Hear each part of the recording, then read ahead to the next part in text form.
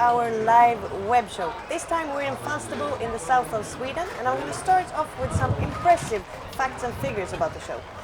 There's 60,000 visitors, there's 700 horses, 593 riders, 17 countries competing, 6.5 million Swedish crowns prize money, 114 rabbits, 13 tons of hay, 204,000 liters of water for the horses, and of course, some thrilling competitions, Peter. It is. It's a great show.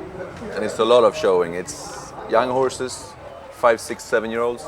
It's amateurs, hunting and dressage, and maybe the most competition of all, most important competition of all was yesterday, the Nations Cup. Yeah. Super League Nations Cup, and we were second. I thought it was really good. Yeah, and we're not even in the Super League, so it was our first Super League show this year. Next year we will be, but this year we're not. And it was fantastic. Here we see Ninja, Rolf, of course, a double clear. No one is surprised. That's Malin. Yeah, I jumped with the clear, no, 4 and clear. Jumped great. You had a little bit of bad luck. Yeah, there was one treble combination too much for me, but the rest was okay. And Angelica, she did her first Super League Nations Cup, and she managed to jump a clear on the first round. That was great, yeah. Yeah, it was great, and 2 down the second round. No, it's a great show. It's a great show. Now we're going to welcome our first guests. Hi. Pete Reimarcus Jr. and Vincent Von. Welcome. Yeah, and you are both sons of very successful fathers. What did your fathers do in the sport? Oh, what didn't they do? My father is a European champion, world champion and Olympic champion, so we have quite big steps to fill. That's quite a lot. Yours? And your father, Vincent? That's a very special way of working with horses compared to other riders, so he's very well known for that. And he also won the championships and silver medalist in Sydney in the individual. Wow, so you have quite a lot to live up to. Yes, we do. There's a lot of expectations. And what is it like to be in a sport and to have fathers that actually did so much good? Yeah, actually for us it's more easy because we know a bit how the life is for us, because you have to like this, because yeah, it's a special life. So yeah, we saw how it's done. But what about the pressure? I didn't really feel any pressure when I started riding. I think I was pretty relaxed. Okay, you see people coming to watch you because they're son of, but in the end you should just ignore it and do your own thing. Yeah. That goes best. You work a lot together with your fathers? We always we are in the same company, and yeah, we work together all the time. Yeah. And does your father train you? He trains me. Before we were competing together in the same stable, but since 1 year he stopped riding, and now he has more time to teach. So yeah, now it's better for me. And you, Vincent? Okay, we had the stable and the company together still, but 6 years ago I left my parents for riding for a sponsor, Audi, in Holland. I'm there now 6 years, but I'm not on contract, so I have my own company at home. We build it up, and slowly, when the time is right, I will go back to do my own thing at home, yes. And your father teaches you? Yeah, I think if we train every 6 months, then yeah, that will be it. Do you get on? But with each other? he's good, and he's coming back now. He did a lot of training in the meantime, but yeah, good. Yeah, so he's doing a comeback. Yeah, he has 2 horses now from Eurocommerce, and I think one very good one needs another year, but he's very, very motivated to go again because, okay, Michael and Eric van der Vleuten rode together in the team. Pete rode together in the team, and it would be nice to make it happen for a third family, no? Yeah. Yeah, very nice. And how was it always sure that you were going to ride? Did you start as young kids? For sure not. I didn't start riding before I was 15. I never sat on a horse, and I was playing ice hockey before. I liked that actually much more in the beginning, and I started riding as a hobby in the evenings after work, because I started working in construction before till I was 18. And we had to learn a job for my father before we started to do something. So till my 19, I was a construction worker, and I started riding in the evenings. And when I was 20, he gave me the chance for my life, what you want to do, be a rider, and since I'm 20, I only riding. And you're now 28. Yeah. So you actually only rode for 8 years, Yeah. and you were Super. 1 out of 3 double clears yesterday. That was great. That's That was very nice. impressive. Yeah. Very impressive. Well but done. it's a little bit the same. You were also late to ride. I started when I was 14. I played football until then. It was the only thing I could think about. Horses was absolutely none of my interest whatsoever. And the funny thing was, we were together in high school. He was working with the bricks, and I was a carpenter. We both finished at school, and then we started riding. And we have this riding school in the area. On Thursday evenings, we have training shows. And then when we would jump 1 meter and 1 meter 10 against each other, and we put €5 in the pot if nobody won, and then we put it for the next time and save a bit of money and went for dinner or something like that. It had actually a very funny start. That's good. That's good. But is it true? I heard that you built your riding school. Yeah. That's what happened when I was 19. He said, if you want to be a rider, he said you can build your riding school, and then when you So you it built took 1 with, year. with the bricks Yeah, for the 1 whole- year the building, whole- and then the you were whole year. allowed to ride. I was allowed to ride in the evenings, 1 horse, if I still can. And then after that was finished, then I was 20, and then I could start to ride. That's very impressive. And what are your goals for the future? Goals. I think every time we get a new horse, you want to get the maximum out of it. And of course, the most beautiful thing is to do the championships every year. And maybe World Cup finals and get the highest results there. Okay, you have to have a little bit of luck. You need the good horses, you need the sponsors. Everything has to come together. But if you're a sportsman, you want to come as high on the ranking list and championships as a rider can be. What do you think about the show in Falsterbo? I really liked it. It's a good audience. They're really enthusiastic, and yeah, for us it's been a good show. Yeah, it is a very nice show. We're going to meet another very good Dutch rider. She's 3 times Olympic gold medalist, Anke van Grunsven. So, Anke, why do you love horses? They're the best in the world. It's so much fun to work with horses every day, and you know that you can imagine that they're so much stronger than you and so powerful, and that they still want to do it together with you, and that you can make such a bond with them. That's really the best every day. Which horse has the special place in your heart? Yeah, still the most special place is there for Bonfire, but I think it's because we grew up together. He was 2.5 when I met him, and I was like 15. So you know, you start with nothing, and we ended to become Olympic champion together and won everything. And the way the whole way to, you know, from being both young, knowing nothing, to become famous, and the partnership with him is very special. And now your fantastic horse Salinero is back in business. Did you fall in love with him at first sight? No, the first sight I thought, no, this is not my horse. He's too big, he's too strong.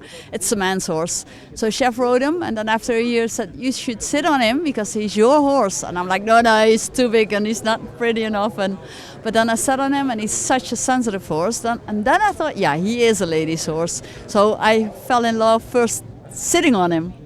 Okay, and now we have started with raining, and some people don't maybe think it's kind of funny thing for you, but I guess that you would like to be a champ also in raining. Isn't that true? I don't want to become a champ in raining, but after winning my 3rd Olympic gold medal, I thought, okay, what's my challenge? I'm good in dressage, I need something that I'm not good in. And then I start to do reining, I'm not good in it, and I'm training, and I like it a lot, I like the atmosphere.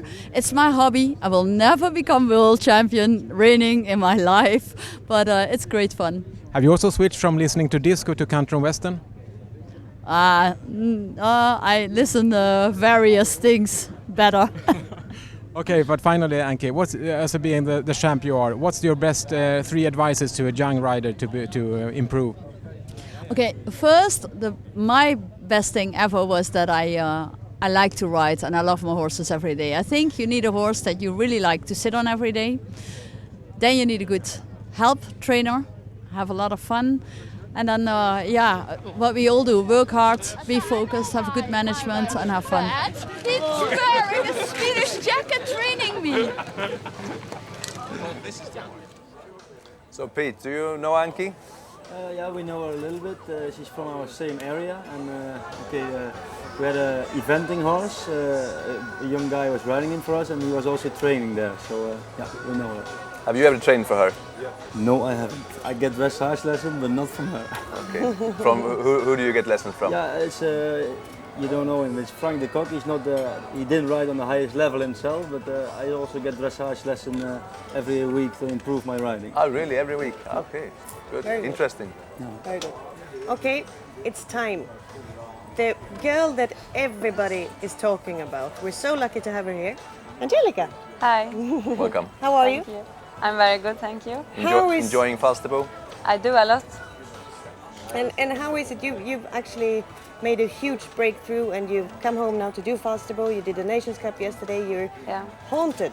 People are after you everywhere. There are cameras, there are journalists, there are TV, everything. Everybody wants you. How do you feel about this whole new situation? Yes, it is very new for me, but I think it's nice. But it's difficult to get time to everyone because I always want. If someone asks me to do something, I really would like to do it, but I don't always have time. And I always try to first do everything I have to do with my horses, and then I do as much as I can on the side. But it's nice. I like it. And you actually did your first Super League yesterday. Yeah. How was that? The first round when you rode in, what was you feeling? I was thinking that I got a really big chance to ride in the team, and that I really wanted to do the best of it. So I knew my horse was in a good form, and yeah, I thought I have to give everything. And Tell us a bit about your horse. it's a 11-year-old chestnut mare. She's from France, and yeah, she's a little bit. She's a little bit special. She has a lot of blood. She's for me anyway. She's quite strong, and but in the ring she's amazing because she fights 100%, and she's really brave and very careful, and she loves to win, and she's great. Tim, you have a fantastic story. You come from a family with not so much money. You started at the riding school leading the horses to get to ride and this and that. Just tell us how your life is today. When you actually took the step, you moved abroad, took a job, and okay, you worked extremely hard for quite many years, and now you did your breakthrough. You're one of the riders that probably will ride in Madrid. And you're a superstar. How is a day at home for you? Well, I mean, when I started first when I started the riding school, I couldn't, in any wildest dream, think about that I would be here riding in Falsterbo. But after a while, it kind of got that was my goals. I wanted to become one of the riders who competes on this level, and it was a lot of work to come here. But I think now, when you are at this level, it is still very hard work to stay here, and even maybe even harder work to become even better, because you don't want to just be on the shows. You want to be very competitive, and you really want to win. And now it's I think it's as much work as it was before, I have to say. What's your best advice to young riders that want to make the same trip as you've done? Well, I think it's very important to always try to learn from everybody. And if you get a chance to come to a good rider to train or just to help out with the horses, you should take it, because you can learn so much. And yeah, of course, you have to work hard and try to. I think the most important is to try to learn as much as you can from everybody. Like you say, it's a lot of hard work, and now you think it's even harder because, like you say, you want to get better all the time. But has there ever been a moment where you thought about giving up? Well, when I came to Germany, it was very tough. I think for a little Swedish girl coming there, and everything was different. Why was it tough? In what way? The mentality in Germany is different than in Sweden. Is it good, you think, that it's different? Is it more discipline and harder work than in Sweden? Yeah, it's more discipline, and I mean, in Sweden, if someone is doing something wrong, you kind of say, this is not very good what you're doing, or say it in a nice way. But in Germany, if there's something you do wrong, they say, this you're doing very bad. And if you're standing there alone and they say, yeah, you're actually riding really shitty on the flat work, and then you think, oh my God, I can never make this. And a few times I thought, I was not sure if I could go through everything. I didn't know if I was so good that I was hoping, and I had some doubts on the way. And then I thought, yeah, I was not. I started to doubt a little bit on myself, but. And how did this change? How did you improve your flat weight? Yeah. Do you also train for a dressage trainer who is helping you? I get help in the stable too, and I get a lot of help from Dietmar. He helps me a lot, and yeah, he always told me some things which I have to improve, and I always tried to. Every time when he said a small thing which is not good, I really tried every horse I rode to really improve this thing, and I think when you have a lot of things to improve, but step by step, and when you put a lot of small things together, it's getting better. You live now in Germany, and I'm sure you enjoy it a lot, especially now when you're doing so good. But do you ever think about moving back to Sweden? Yeah, I do. I would like to move back to Sweden one day. Absolutely. And do you think it's possible to succeed in Sweden as well? I think it's possible to succeed in Sweden as well, but I think if you want to compete on a top level, even when you're living in Sweden, it will be a lot of traveling because you need the international experience. So then you have to be able to travel a lot. So it's maybe also for that reason easier to at least in my case to live abroad. Yeah. Okay.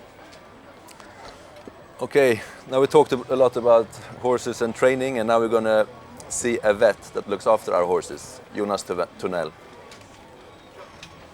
Okay, we have Mr. Jonas Tunnell here. He's the team vet for Swedish dressage and show jumping team since 2000, very experienced with horses. And Jonas, what's it your best advices to all of us who like to have good and healthy horses?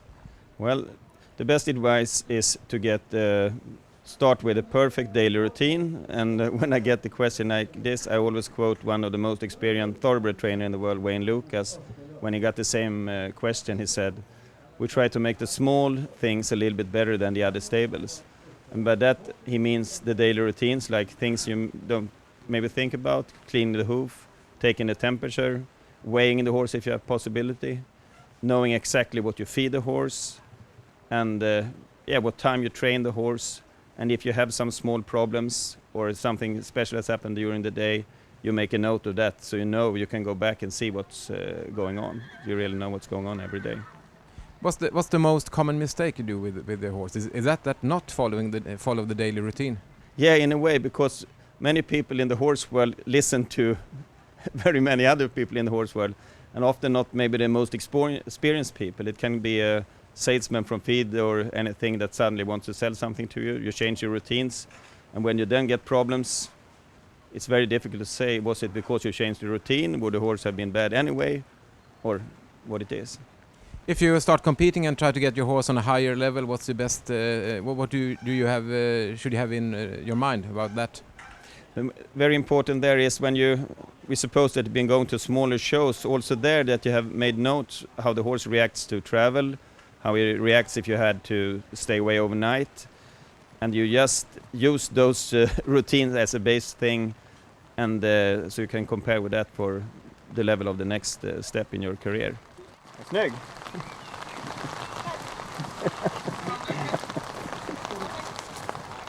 Angelica, is there any difference in the stable routine in stable in Holland than it was in Sweden? Well, in Germany, for me, it's. I mean, when I was in Sweden, I was in a stable which was not anyone which was had a lot of experience and so. So for me, it's different because in the stable where I am now, it's people who have been working with horses for many years, and they know about everything: how to take care of a horse, how to work a horse, how to make them build muscles on the right way, and what they should eat. And it's they have a lot of experience and the knowledge about everything around horses and management, how to make a good training plan and competing plan. And it's a lot, I think, in this sport to be on a high level to learn about everything, not only riding, I think. Pete, how do you keep your horses happy and healthy? Happy and healthy. Every horse has his own routine in our stable, his own food plan, everything. We also have a vet that comes every week. He checks every horse that goes to the show and has been to the show, and we try to prevent big things from happening before they are there. So if there's a horse that is not 100% fit, we leave it at home. We bring another horse to the show. We try to prevent all the things instead of fixing something when it's already there. So, yeah. Do you have the horses in the field? Yeah, we have the horses in the field. Not all of them. We have even horses that don't like to go in the field. They are in the field for 2 minutes and they jump out. So they go back to the stable. I don't know why, but most of them, they like to go in the field just for an hour a day, or even our stallions. We have a special field for that, and we let them in the field. Do you keep your horses in the field? Yeah, we do as well. Actually, the same like pizzas. Not all of them likes it, but whoever wants, they get the possibility to go. Okay. Last thing, Angelica, what's the best thing about horses? Well, I think when you spend so much time with them, they become very good friends, and I like it also just to hang out with them. And when you get a new horse, to see how it's getting better and better in different things, and it's just nice to be around them, I think. Good. Good. Thank you very much for coming. Thank It's you very great much. to talk to you. And thank you for watching. I hope to see you soon again. Bye-bye.